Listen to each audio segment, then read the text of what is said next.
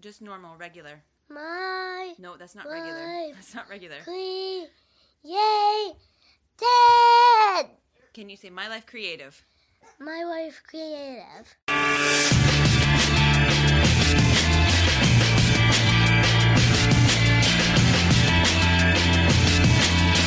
Hello and welcome to My Life Creative. I'm Richard Zombek and I'm here with Pamela Joy. Hi there, Richard. And this is a podcast about creativity, the ups and downs and troubles and struggles and everything that goes into creativity. I want to remind everyone that you can find us at MyLifeCreative.com, where you can follow us on Facebook, find out a little bit more about our backgrounds, as well as the people who we are interviewing on the blog in episodes, shows, and also find out how to support us by, once again, going to mylifecreative.com. You click on support, and you'll find the myriad of ways that you can support us. Today's interview is with Maryanne Gobble. And Pamela, why don't you tell us a little bit about her? I would love to. Maryanne is a fine art photographer who I've been interested in speaking with her. On one hand, because in getting to know her a little bit, she does a lot of work with self-portraiture, and in just communicating with her back and forth a little bit, her environment really affects her, and I relate a lot to that. And she recently relocated for a bit from Oregon, where she grew up, and that's her home, to Colorado, and she's had a difficult, I won't say difficult, it's been their period of transition, and she's had a hard time trying to integrate what she did in Oregon with her self-portraiture in Colorado. And so we talked a lot about environment and moving or change and transition and how that affects creativity, process, making things, whatever. And from there, we also talked a bit about her different series that she has going on. And she shared some pretty deep things about her husband and his involvement in her work. And just how her day-to-day goes, what she's gotten into in the meantime. I have a lot of appreciation that she expands herself. Like, she sets some clear goals and some boundaries and different things. So anyway, I don't want to give too much of it away. I did want to note that the audio quality isn't the best, and we talked about that, and we also gave Maryanne a chance to listen to it, and she was okay with it, as was I. The content is really good. The conversation was really good, and I think collectively we felt that it was more important just to run it as is and get past the perfection of the audio and let people hear just the conversation and what she had to say. Yeah, and the content itself is well worth suffering through the quality of the audio. So let's listen to that interview. Okay. My Life Creative. As we've talked a little bit, I know what that's like to feel on your face on the floor, uninspired, and like, I've got to go do this. And then the mental mess that happens in my head anyway, as a fallout of that. See, you're not really an artist. You're really not creative. No. You really. And what if you're never creative again? It's never going to happen. You were just lucky. You just went through a little lucky patch. It's all done now. Yep. And and then I get so angry, because I'll like start to read, it's almost like the universe opens the floodgates of messages to just be creative. You need to keep at it. You need to do it when you don't. Yeah. And you just, I just want to put my fist through a wall. Sometimes I want to be like, you're lying. You're totally lying. Yeah. So I never thought that this happened to other people. I just thought I've been this on my own little iceberg swimming along. No. And I just started to think, maybe I'm not the only one. I can't be that unique, right? Maybe other people think like this or go through. So that was really what I went to visit Amanda last year when I was down in Florida seeing my father. And I think on the way back and on the way up, because it was like a 5-hour ride, I did a lot of thinking about what can I do rather than what can't I do, and what interests me and so, just this stupid little game of so what do you like to do? I'm like, well, I like to talk. I like to talk with people. And that led to, what would it be fun to talk with people about? And I'm like, all this insanity that goes on in my head. No, for real though. So that is really the genesis for how this was born. I came home and I talked with my husband about it, and he said, that's a really good, he got more excited about it than I was. Then I tried to find everything why I shouldn't do it. And it's been many, many months of just trying. So we're very close now to being able to actually publish, because I've needed 5 people. And I really wanted to start with people that I feel I know from the online world. And your work always strikes me. I mean, right out of the gate when I saw it, I'm like, oh my God. I was one of your... What a nutcase. No, I didn't think that at all. I was like, who is this person? And then as I've gotten to know you and all that you share with people, you have an innate ability to, I don't know. I know you don't always think that. So that's why I wanted to talk with you. I have no filter is really what's going on. Well, I think I wanted to really, if you're open to it, start with kind of when I first reached out to you and you, because I've known a little bit from your posts and different things that you've shared that it's been tough. And so in framing that, it's more that you grew up on the Oregon coast. That's sort of where your heart lives. And you've had to move because your husband is a pilot. And you've had to go kind of where the jobs were and where he could get more training time and flying time, et cetera, et cetera. So you have found yourself in very different environments, coupled with other components. So I just wondered if you would maybe talk about that before and then now, and kind of the contrast that goes in your head. Well, actually, Oregon, it's a wonderland where I grew up, but I didn't realize that at the time. And so the thought of moving different places was really fantastic and exciting sounding. And as we've moved around, I found that my heart really is in the Pacific Northwest. And I don't want to idealize one place, but it's been different to adjust to what different places are. And I've enjoyed different places for their uniqueness. But Colorado has been something else entirely because I believe it's the altitude that affected me. So as soon as we moved here, I was completely a different person. It was like all my feeling vacated me.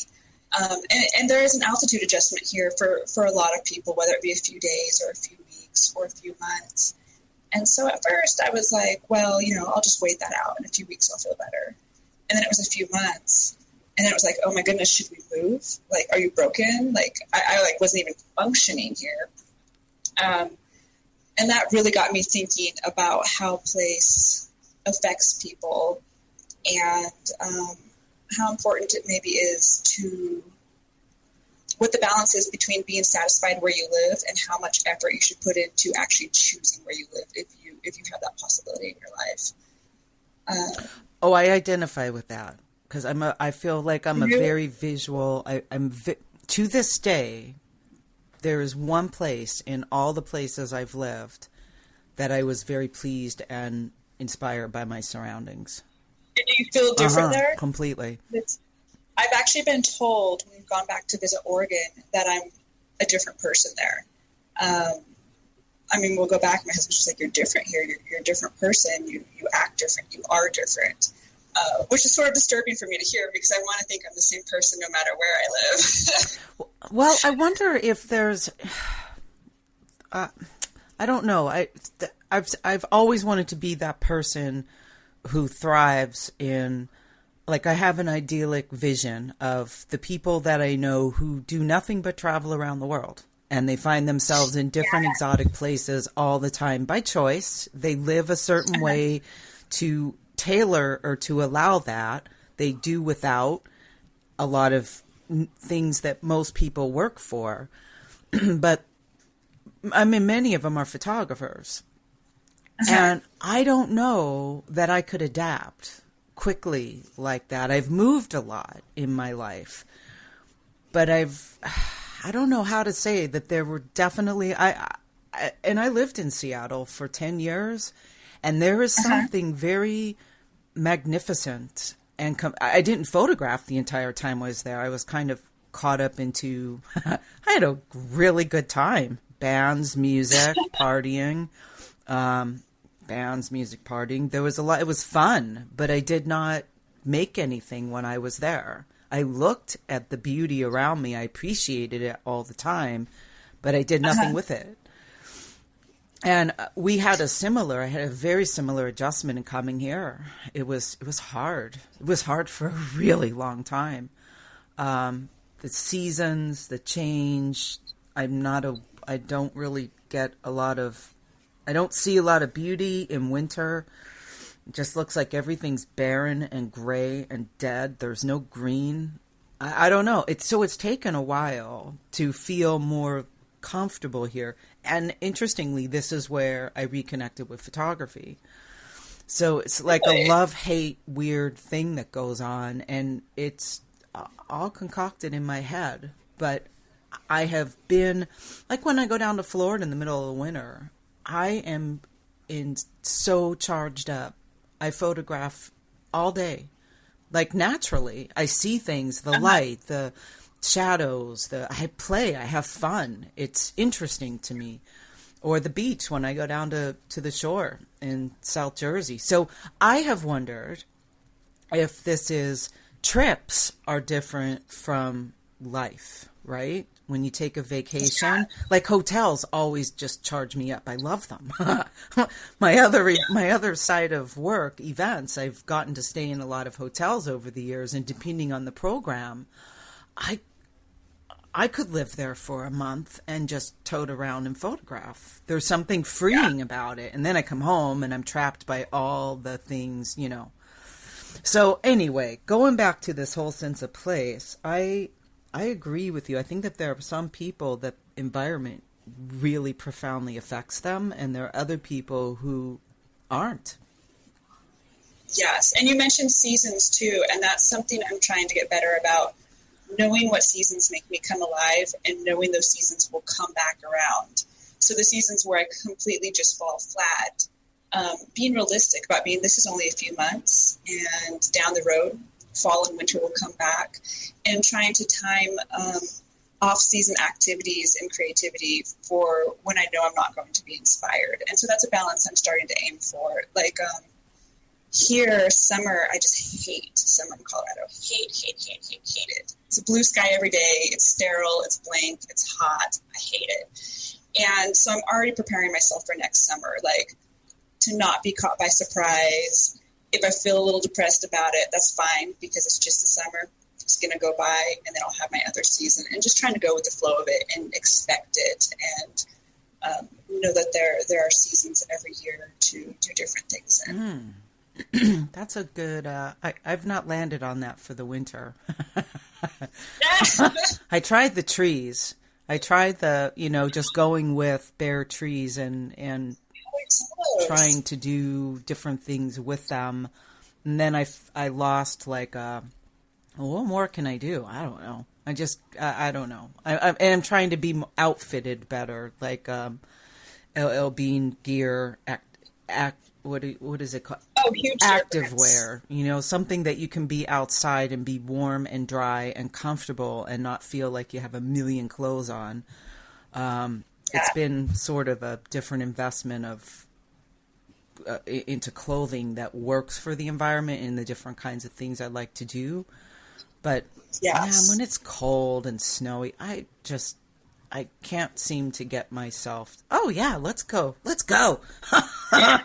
Unless it's snowing or there's some kind of fog or some kind. I've looked at different times of day.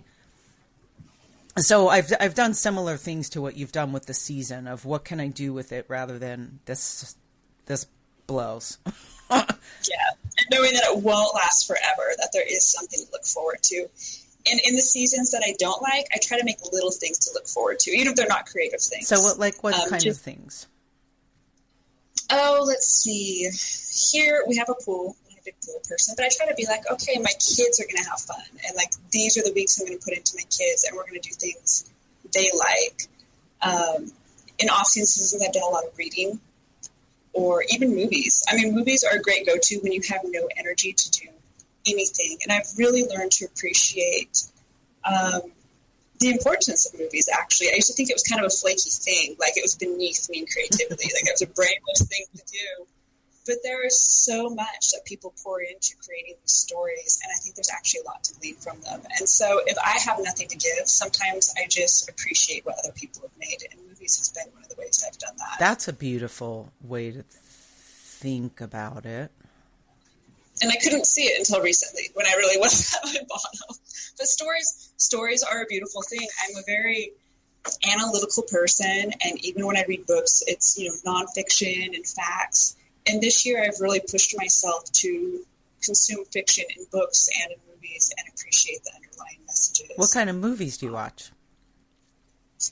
Oh, I like anything. I love things that have a sense of place. Trees, fog. I love the Harry Potter movies, actually. Those are great. Yes, it's they October. are. That's a great series to watch right now. Jane Eyre, I really loved the cinematography in that. I think I kind of stick to more serious movies and things that just have a great sense of place. The Tree of Life, that's a great one for visual people. Ooh, to note that. Have you seen that? No, I don't. Oh, he films beautifully. And he films in all natural light. Oh, The Revenant. That was filmed all natural light, and it was incredible to watch. I don't watch that. Have you seen that with Leonardo DiCaprio? I did not watch that. I think the the blockbuster films, even if they win awards, I can't deal with violence anymore or really intense scenes. I can't do it. I can't watch Game of Thrones, the Vikings. I don't get it. I like very beautiful layered visual indie films. You'll love The Tree of Life. Yeah, that sounds like. What was the one that they followed the boy over 12 years, 18 years, something like that? The film. Remember the documentary that came out couple years ago? It won a lot of awards. Patricia Arquette was in it. I think it was Patricia Arquette. They followed a boy when he was. They followed all the characters when they were. I know what you're talking about, but I never got around to watching that. It was on my list. That was spectacular. That's my kind of film. I'm writing this down now. So you don't do any bad TV shows or any? I have a. I didn't even have TV. We just got Netflix a few months ago, and I haven't really watched anything on it. I watched Stranger Things. It was kind of my thing. I watched. There's nothing. It's just fun to watch. There's nothing groundbreaking about it, but I did watch that. But I've never gotten into really any series or anything. Downton Abbey. That actually is one to watch. Yes, the cinematography in that film and the story and when I think of the detail and the research that went into it, mind blowing. But the light, you would appreciate it because it's all filmed in England, and England has the same. I think they're on the same latitude line as the Pacific Northwest, so you see a very similar kind of atmosphere and lighting. Yeah, it's beautiful, absolutely beautiful. Costumes, the stories, the time, imagining. Oh my gosh, it's interesting.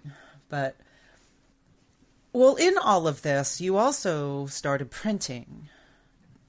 Yeah. So I'd love to talk with you about that a little bit, because I'm equally obsessed with your still lifes that you just started playing with around the house, like your food still lifes. You naturally have this ability to lay things out, and with no training, they looked very polished. I mean, they were. Thank you, because I'm really insecure about those. Oh, I thought they were fantastic. They look the same. They're the same quality that you see in any of the magazines, Real Food, Martha, etc., any of the rustic farm to table, it had that quality to it.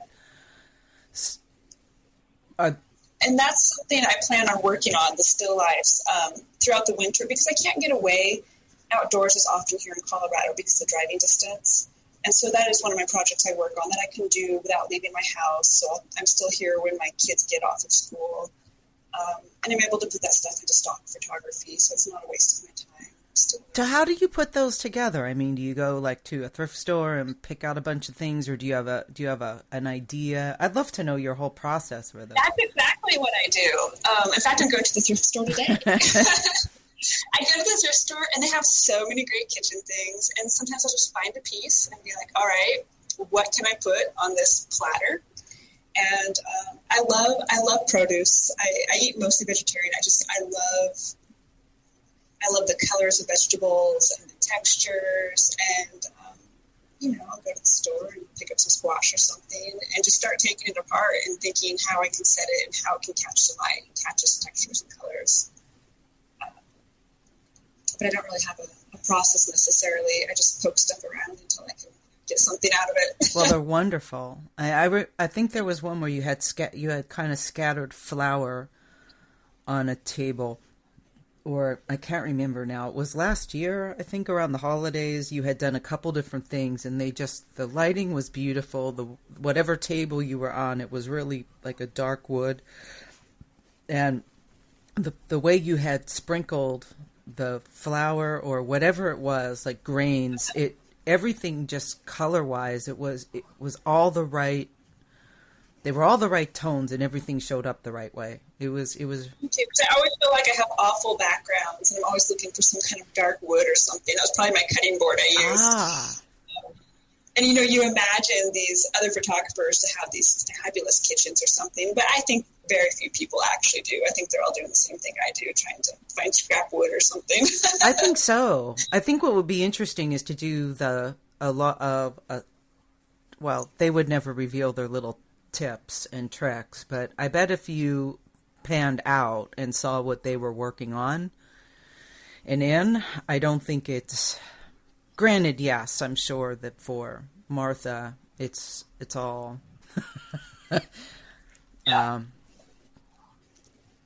well, I'm kind of looking back at my reference here of some things of I'd like to go back to when you grew up in Oregon and when you started to photograph, how that evolved, kind of start going back to the beginning. Yeah. Well, I used to just hike. I didn't hang out with a lot of people growing up. It's a very small town, and I grew up around a lot of boys, and they never wanted to include girls in their boy stuff. So I do a lot of hiking by myself. And at one point, I just put a point-and-shoot camera in my backpack. And everywhere there is beautiful. There's just sunsets and redwoods and just beautiful everywhere. And so I take out my camera and take pictures. And people started asking to buy the prints. I'd go develop them at a 1-hour place, and the people working there would ask to purchase them. And so it got me thinking that maybe it was something I could do more often and maybe refine a little bit. And so it was all landscapes in the beginning. There were no people in it. And I started to put some stuff in a local bookstore. I sold landscape cards, and then I did a gallery for a while. I had some stuff up in there. But I grew bored with it fairly fast. I just did not find landscapes really exciting because I was always surrounded like that. So it was nothing new to me. And then I started doing some weddings, and I started doing some portraiture, which I liked okay, but it still wasn't my thing either. And it wasn't until I started putting all that away and doing personal work where I could merge people and nature that I really started enjoying what I was doing. Mm. And it was hard to find because people ask, what do you do? And I never know how to explain. I'm fine art photographer, but that sounds so generic. And I have a hard time explaining to people what kind of photography I do and why I do it, because it doesn't have a clear sense of purpose, as if you're doing family portraiture or something. It's very easy to explain. You have a customer, you get paid for it, it's a service. It's a little bit harder to explain why I would do personal work and why that's important. But my family, my immediate family, is very important to them. So I have a really free place to create from. That's interesting because I get a very clear vision in your work of celebrating and almost longing a need to be in nature and to show almost a reverence back to it. Like I see a lot of gratitude, a lot of, some of them feel almost have like a mourning kind of sad that I've always equated with what we're doing to our planet. And will these things still be here? Will they still look like this? It may not be anywhere in your psyche, that might have nothing to do with your intention, but that's what it reminds me of for me. When I see some of these things, they're so beautiful that I hope with all my heart that still is there in 50 years, 100 years. Yes, and it's interesting you say that because the last few years going back to Oregon, I do have a little bit of mourning because there's that Cascadia fault line that goes, out in the ocean there. And in all reality, in the next 100 years, there could be a very large tsunami there that will change what the coastline looks like. And so I'm always aware, like, if I come back here again, this may not look like this. Which is a very strange thing to think about. I'm trying to think of the photographer. I think it's Robert Morris. No. I went to see an exhibit at Yale a couple, 4 years ago, maybe 5 years ago now. A photographer dealt with place, black and white film, and really documented the West Coast and as it was expanding in the 60s, 70s, and on up. You started with the beginning work on the first floor, and the second floor they took you up to, they continue on with the work. I think he's in Oregon as well. Really? I will look up his name and let you know. I cannot think of it. It is called the Getting Older. My brain doesn't work as well. I can see his work. I'm going to tell you, by the end of it, I cried. He had this massive portrait of a clear-cut forest and a family with the picnic basket. And, his whole point was, what family goes to have a picnic in a clear-cut forest? You don't, yes. Because it's the saddest, most horrible thing you've ever seen. And the forestry there was no regard for anything. I actually come from a family of loggers. And I have uncles who were able to tell me there were just these giants of trees that existed that you don't see anymore when you go into the forest. They're just not there. And that they were just cut down everywhere. And I think he said they even shipped them off overseas somewhere. But there are people who are alive now that know that landscape is completely different as what it is today. Yeah, I think it's Robert Morris. Robert, I will send it to you because he has another picture in Hollywood and it's called The Last Tree on Hollywood. And you had seen the pictures before that showed you what this cliff looked like. And then you see this scrawled, really sad, near-death tree just hanging on, surrounded by all these homes. So I've always been struck by exactly what you're saying. Work that looks at either people or places and deals with them over time. Nicholas Nixon is still, by and large, one of the most. His Brown series, the Brown Sister series, had such an impact on me in terms of seeing portraits. Since 1972, he's still making them of his wife and his sisters, and just how photography really, over a long period of time, has an impact like nothing else. It's beyond words. It's beyond video. Or the 7-Up documentary where they followed the kids. They're still following them. They've been following them since they were 6 years old. I think most of them are in their 60s now.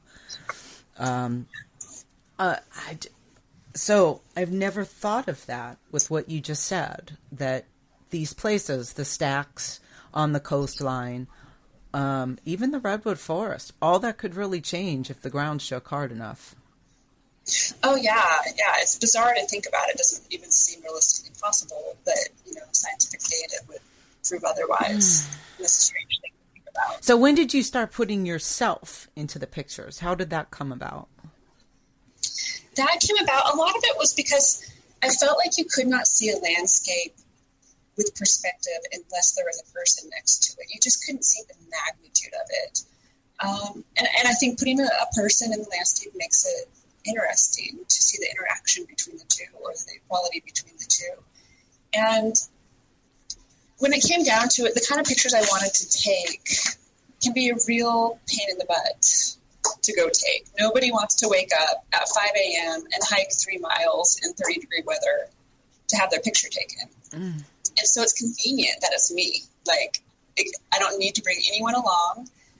I don't have to follow anyone's schedule. I can find this couple hours that works for me, pack up my stuff, go out and take a picture, and I'm available. So that was a large part of it. It was convenient. I didn't have to ask something unreasonable about somebody else. And also, I am so connected to the natural world that it's a very natural environment to insert myself into. It's something I enjoy. These are places that I feel joy. And so it just was a natural evolution that made sense for my photography. Well, you make it look so easy, and I have a feeling it is so not easy. I don't even know how I would even approach it. Obviously you tripod and it's remote. Are you triggering it? How do you set all this up? I mean, I finally found a trigger that goes longer than 10 feet, because that was a real pain in the beginning. I don't know how many feet I can go away, and I trigger it, and I either toss it on the ground, or I stick it in my pocket, or I put my hand behind my back. There's these triggers that have like an antenna on it, and so it can read to your camera. If it's a really difficult situation, or if I'm going to be wet and can't have a trigger in my hand, I will have someone else trigger the camera for me. I will give them a signal, and it will be on a 2-second delay. So I signal them with my hand, they press my trigger, and then I move really fast into how I want to be. And so that is a much more reasonable way to do it in a lot of situations where I can't have the trigger in the picture. I'm blown away. That one, I don't know what the title of it is, but you're running. It feels very Cartier-Bresson. It's like, or this, it's surreal. Is it on the beach? That I was actually by myself, and I did trigger that myself. No one wanted to go to the beach with me. That's dawn. Oh, it was amazing. There was like a sea otter that crawled out of the ocean. Fog everywhere. I only saw one person on the beach that day. Wow. It's just absolute wilderness, and it was magnificent. And the tide was coming in and out, and I set it up, and I think I took a few shots before that one turned out. But I did have a trigger. I'd trigger it, and then I'd run. Yeah, it's spectacular. I mean, the work that goes into, because you're there, the camera's a ways away, so each time is a nice long run up to look at it and adjust, and then a run back, and you do it again. I'm sure practice makes perfect. You get a better sense of things, but they're so, you're like that. You're all in dark in this situation is perfect. Then the series where you did yourself in a white dress in the forest. I mean, so you stand out, obviously. It's perfect. Yeah, and the white dress was for that reason, because the forests are so dark. I found that unless you were completely nude, you could not see any detail. And when I'm by myself, that is one of the rules I have. I won't do any nude photography if it's just me, for safety reasons. And so the white dress solved that problem. It's neutral enough, and it pops out of the forest, and it still shows a basic form of a person. Oh, yeah. Well, that actually segues into a little bit of this with your nudes. I'm happy to hear that you don't just wander out. That there's an element of safety around all of this, particularly because your work is published and publicized, and there are creepy stalker people out there. Oh yeah. So when you do things that are more vulnerable, nudes, whatever, you're with people. You're not by yourself. Exactly. And I also make sure, nude or not, like if I'm going out somewhere by myself, I don't advertise it all over the internet where I'm going to go right before I go. And it's sometimes I have to catch myself, like, oh, heading out, take a picture here. But then I'm like, I can't say that. I mean, there are creepy stuff. In fact, in Oregon, there was a stalker issue. It actually went to court. Oh, wow. And it wasn't necessarily targeted towards me. It was targeted more towards my mother, but that's where I was visiting. And I had to testify in a court trial against a stalker who was taking video and stuff. And so there was a very specific stalker that I knew of, one person specifically. I would not want them to know where I was when I'm photographing in Oregon. And social media, anyone can get on there and read. And so I have tried to be more cautious about how I go about things, as to not put myself in situations that shouldn't be. Well, that's smart. It's almost like you should never hike alone. You should never, and if you're going to, let people know where you're going. And I think it's easier today with cell phones somewhat. Some places don't have the cell coverage inside of them, but... Yeah, I did have a situation in Oregon also where I was hiking alone and everyone knew where I was, but I got attacked by bees. Oh my gosh.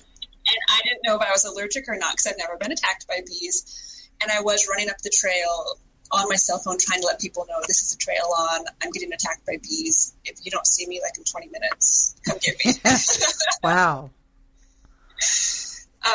And so even things like that, aside from people, animals, if you were attacked by something, you would want someone to know the general location you were at. And so even like when I lived in St. Louis, if my husband was working, I would text him at work and be like, hey, this is the place I'm going, just so you know, if I don't show up and the kids wonder where I'm at.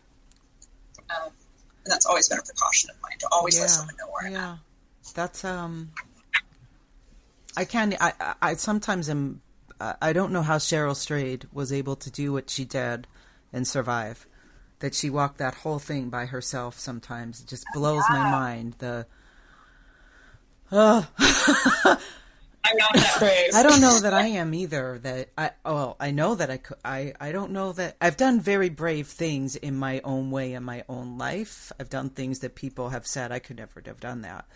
But to just venture off into the wilderness, I more think of animals and, things that eat you. Yeah. Creepy, weird people that are also out there because... Well, you have to follow your intuition. There have been places I have gone and I have got up and left. Really? There have been people that have made me uncomfortable. I've, driven up to a parking lot on a hiking trail and sat there for a minute and been like, no, you're not getting out of your car. You need to go photograph somewhere else. And that has happened several times to me. That's wonderful that you have that instinct. Because it... Yeah, and it's really important to follow your intuition. I think whether you know why your intuition says it, just follow it. So taking that and leading back into your work, was your husband a part of you photographing him initially, or did you find your way into doing that?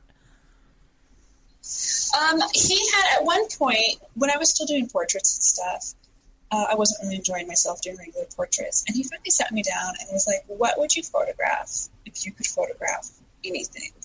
And no one had ever asked that of me, ever. Like, nothing even close. Everyone just assumed they knew what I wanted. And I thought, well, like anything? And he's like, yeah, even, if you could have any model in the world, any situation, what would you photograph? As I started to tell him different photos, some of them were, I really wanted to do a nude series that showed sort of a journey of sorts. And I was very interested in shooting men because I think men are underrepresented in art in that way. And so he knew the general of what I would photograph if I could photograph anything. And then there was one night we were out, we lived in Texas at the time, and we were in a cypress swamp at night waiting for a lunar eclipse. It was really kind of creepy and magical. And there was this very large cypress tree with a big hole in it. And I was like, wouldn't it be cool if there was somebody curled up nude in that, and their body and their form was curled up kind of like a womb-like in there? And he was like, well, I'll do it. And he's very self-conscious. So I was like, what? And he was so supportive of me being able to realize the vision I have, that he was willing to offer himself, if that's what it meant. And that's where that started. And it eventually started going into a series and having more reason for why I shot that series and what that meant to him being photographed and what it meant to me as a photographer. And it's just been going ever since. They're beautiful. The one where he's kind of trying to pull himself out of all the, I don't know if it's, yeah, I mean. Eelgrass, maybe? I tried to look up and figure out what it was. I think it's eelgrass. Absolutely. I mean, I relate to it on so many levels. The struggle, the perseverance, when it looks like everything is kind of going to grab you and take you down, you crawl out, you find the strength. It's incredible. It's an incredible moment in that picture. And we really wanted to make some pictures that showed that tension of struggle in life, and for it to eventually end in lighter pictures that were more beautiful and victorious in a way. And in that series, it was really important because he's a survivor of childhood sexual abuse, and it was really important to have the human body vulnerable and treated with dignity and show it intertwined with this landscape and what it looks like yourself in the larger world. And so there was just so much of our childhoods and so much of our present that went into our ideas of making the series and why those elements were important to be present. What a brave man. Oh, it couldn't have been the same series with anybody else. He's brought so much to it. It's been really interesting to know him as a person in that way. Parts of him I wouldn't have known just doing other activities. We've really enjoyed photographing it together. Well, when you first started, did he have ideas, or were they mostly your ideas? And then has that changed as you've gone along now? Like, does he ever, because he's part of it, right? He's not a subject. Yeah.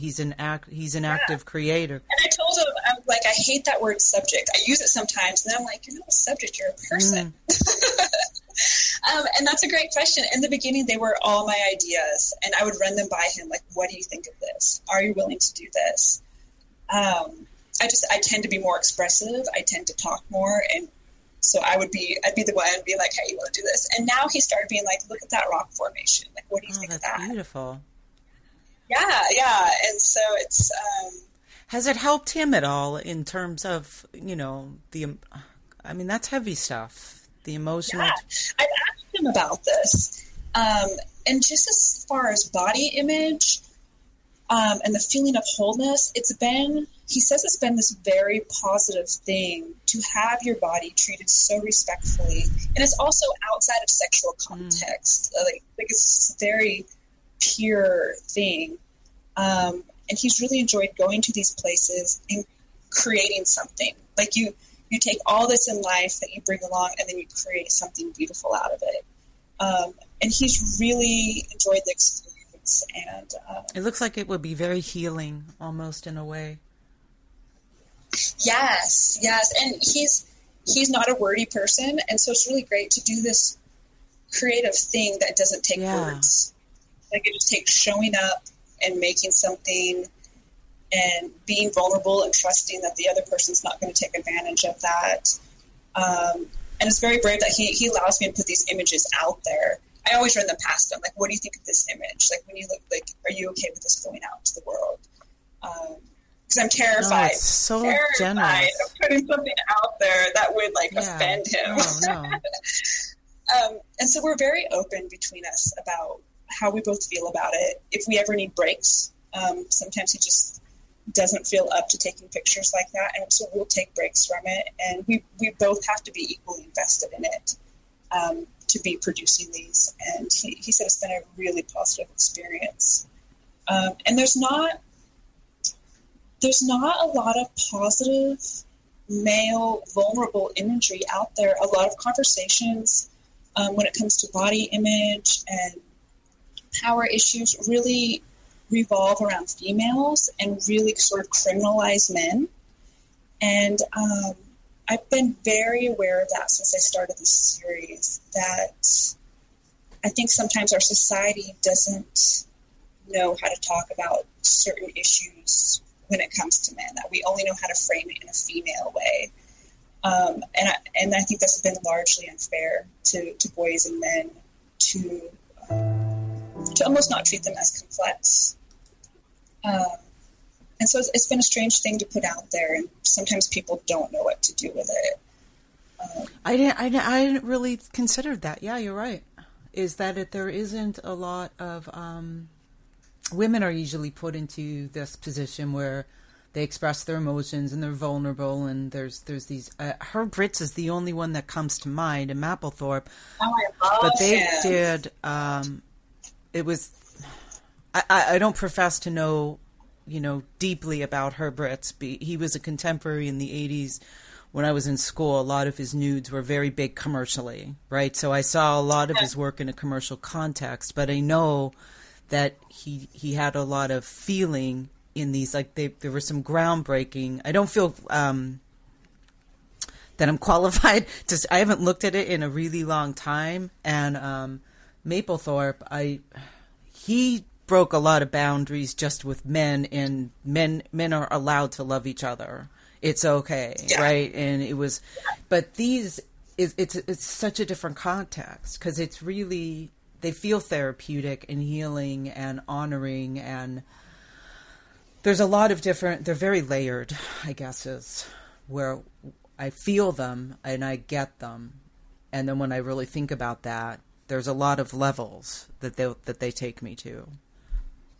Well, there's also, when you say when they feel therapeutic and healing, they are while we make them, but we also take them in a way where they feed us later, where if we're in hard spots in life, I've made a promise to myself that I will photograph things in a way that are truthful, because I think the truth matters. And so if life's harder later, we can take out these pictures and they mean something to us, because the way we photographed them meant something so much at the time that they will mean something later to us also. Oh. And I think that's very important to always tell the truth when you photograph something, because when you can't see through the lies later of life, with the doubts and things like that, that they're just really great reminders to look at something and be like, no, that's true. Like, that's right. That's how we do it here. For lack of a better way to explain it, they've been really positive in that way also. Well, I'm going to kind of move into a couple of final things here, which are longer things, but nonetheless, I wondered, because a lot of this started out with what is the everyday day-to-day look like? So what does yours look like? What does your every average day look like? It's boring. I wake up. And a lot of my day is childcare. It's just me and the kids for 2/3 of the time. My husband, he travels for a living, so it's just me, and so much of my schedule is everybody else's schedule. But I wake up and, I take care of the kids. I print work. I have this second Etsy shop where I sell public domain works of art and stuff. And so I print my orders off in the morning. I try to do things like meditate and exercise. It doesn't happen so much. I do a lot of practical things with photography, uploading and editing. And I'm finding, especially now in Colorado, the funner things, the adventures, are few and far between. I really have to plan them and schedule them. And when the time comes, even if I'm tired, I have to get up and go, and I have to do it because I want another chance for a while. Because it takes a while to get to some of the places you want to see, yeah? It does. In fact, tomorrow we're thinking about going out to some waterfalls, and it will require us today. What I'll be doing is I'll be going to the store and getting food that we can pack, so we have all of our food ready, and getting the kids some cold weather clothes because it might be cold up there. And then we will wake up early. I'm going to see if I can convince everyone to get up at 5 a.m., and we will drive 3 hours to try to beat the traffic on the trail, because everywhere in Colorado is very high trafficed with people.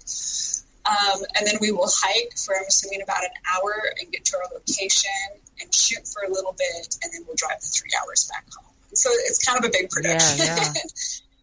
And, even with that, you don't know, maybe the light won't be good, or maybe there'll be too many tourists in the way. And so there's definitely a big amount of effort to go So it's not just, oh, gee, I think I'll take this afternoon and go up here. And there is a planning and then a follow through. Yeah, I get on, yesterday I was on Instagram, and I'm looking on Instagram to, hashtagging different locations, being like, okay, is there snow in this place? Are there a lot of people in this place? So I can get on Instagram and be like, okay, this is what this lake looked like one day ago, and there was ice on it. Or this is how much water is coming out of this waterfall. And so I'm very specific about how I research places. Because I move so much, I'm not familiar with a lot of these places. Mm-hmm. Unlike when I go home to Oregon, I know kind of what to expect. But here, everything's new. I don't know the weather here. I don't know the wildlife here. And so I do a fair amount of research before we go anywhere. Within all this, when you look for these places, I guess it goes back to maybe what you've talked about through the whole thing with still lives, with even the work with your husband, with the work that you've done, self-portraits. You have a little bit of a sketch in mind, but some of it is seeing. I mean, now with the experience you have, I think it probably pulls together it seems pretty clear on, oh yes, this is my place and this is what I'm going to do here. But getting to that point this looks like a possibility. So I'm going to take this and this and this, and I'm going to plan, and we're going to go here. And then when you get there, it may shift, adjust. It may be something completely different, or you may just go, yeah, no, this isn't going to work for me. Let's go on up over here. Like, I'm just talking like how my sense of things is for you. No, this is totally how it is. In fact, that seaweed shot that you mentioned, where my husband was under the seaweed and coming out, we were actually at that beach. Our structure was arrive there right before sunrise, so it would still be dark, because there was a sea cave, and we were going to light up the sea cave, and there was going to be no person involved. It was just a landscape shot. So we were there for a specific reason. It had to be low tide, otherwise we couldn't reach the cave. So we had made all these plans, and it turned out we didn't have a powerful enough light to light the cave. And so it was a total failure. And our plan B on the way back was, look at this seaweed. It's low tide. There's this seaweed. What can we do? Because we are not going to make this morning a loss, because we just got out of bed very, very early and made it happen. And so he was like, if you want, I can get under that seaweed. It was really cold, really cold. And I'm like, are you sure? And he was like, yeah, I mean, we're already down here. You've got your camera ready. Let's do this. And so that's how a lot of our shoots go. And as time has progressed, I make sure to bring things along. So tomorrow we're going to a waterfall, hopefully. And I will probably shoot stock photos of my kids being out in nature, because there's going to be other people around, so there's not a lot I can do. But I will also bring along probably a plain black dress in case there's an incredible landscape situation that I could insert a person into, and I could do a fine art shot. And so I try to bring along things where there could be a variety of photo shoots if the opportunity presents itself. Smart. It's efficient. However, if you're making all of that to get there, yeah, you'd be crazy not to have the things that you need, knowing that anything you bring, you have to carry. So it's a matter of being efficient. Yeah, and having kids, I think, makes you efficient, because you have less chances to do things. When I was younger, I could just be more flippant about things. But with my kids, we have to make the time work, because all my other time is going into taking care of them. And it's really putting that time crunch on things is really forcing me to be more efficient. I think everyone has a time, kids or not, I think everyone has a time crunch, actually. I didn't mean to make that sound like just people with kids. No. Well, how do you stay organized and current and focused without being overwhelmed? It's always a struggle, but I keep lists, and I cross off. I put everything on my list, even little things, because the act of crossing something off makes you feel like you're going forward, like you're not just drowning in things to do. And so that's been an important thing.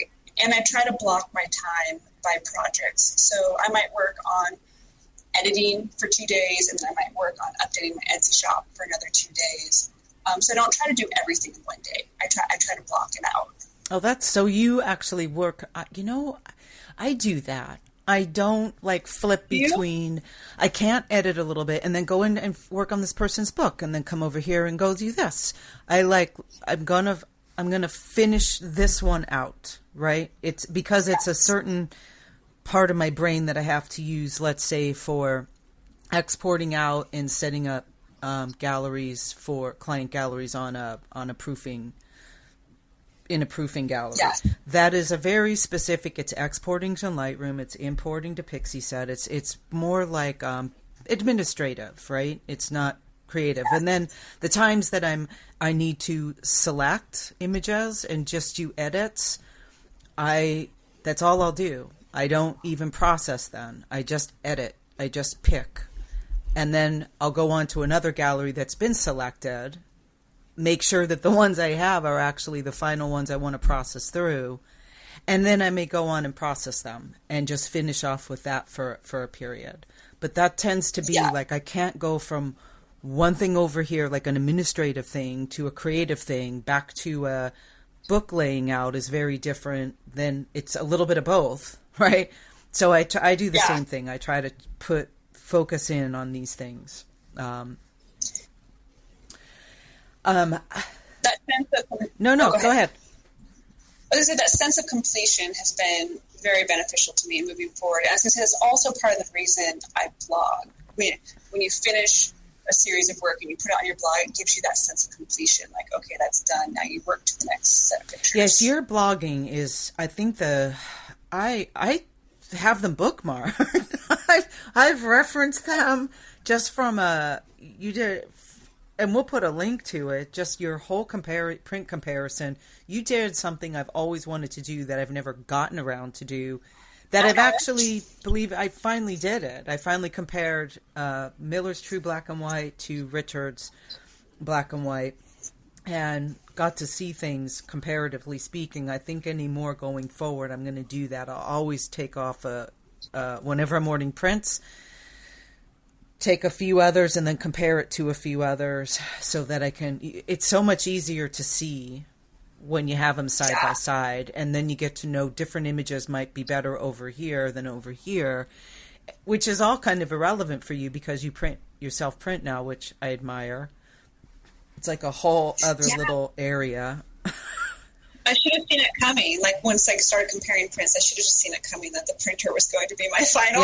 Yeah. That's like the end all be all, because that really is there's nothing like a self-printed print. Yeah. And that it's been neat for me to experience. When I had originally purchased a printer, I had anticipated that I would still be making work very regularly, and I had not anticipated going into a deep Colorado depression. And so that caught me a little off guard. All of a sudden I had this printer, I had my setup, I had a workflow, and I had no work. So I didn't see that coming, but I'm glad I have the printer now that I'm starting to produce a little bit of work again. I'm sure they're spectacular. I think the last thing that there's many more things. I will definitely want to talk with you again because there's like a whole other little component here I didn't even get into because I know we're trying to stay within an hour, knowing that people drift after a certain period of time. But I would like to just end on an inspiring note of, and I think we actually started there, that you have found taking a low and finding a way to put some activities or some other components around it so that you're not caught by surprise. What would you say to people who are struggling or caught up in their head or going through a difficult patch? What would be your suggestion or what's helped you? For me, it's realizing that it's not forever, that it's not permanent. You will have good ideas again, and not to panic. But I've also found that my low periods very much inform my high periods. And so in my low periods, I tend to be more analytical. Like I don't need to worry about creativity. I need to just worry about more analytical things. I will read books. Oh gosh, what will I do? No, I like What that. do I do? like that. That's a good way to even sort of end your lows feed your highs. They do. And I make larger goals that maybe I can't reach then, but I'm able to map out what I do want for when the feeling and creativity comes. I have that map of where I want to go. So I don't have to figure it out later when the high comes. I know what I want, and when that comes, I'm going to get it. And so it's not a waste. The low periods still have so much value creatively, even if you're not doing creative activities in this. What a fantastic that's I'm going to end it on that, because that is absolutely it's encouraging. It actually makes them like have some value. Yeah, it's nothing's a loss. There's so much during the low periods that come to fruition later. Well, my friend, we will talk again, because this was spectacular, and I can't wait to see where you go, what you do. I see your work really timeless, like the relevancy in 50 years, 100 years. I think Taishi said one time that she felt she was getting to know someone who was going to be a mark in history, and I sometimes feel that way as well. You just... Kind no, of it's you. not kind. You've got a real innate talent, and I'm... Now I feel like I better create something right now. No pressure, because your things are just... There's just images here that are just beautiful. So I wish you well tomorrow, and we will talk again. Thank you so much. Definitely. So much. Okay, bye-bye. This has been another episode of My Life Creative with Richard Zombeck and Pamela Joy. You can find us online at MyLifeCreative.com, where you'll find more information about us, our guests, and while you're there, please consider supporting the show to help us produce more content like this. Oh yeah, can you feel it? Just over the credits, just riffing now. Words and chords. Not the poetry and the real thing, but not bad for an ad-lib. Not good, but...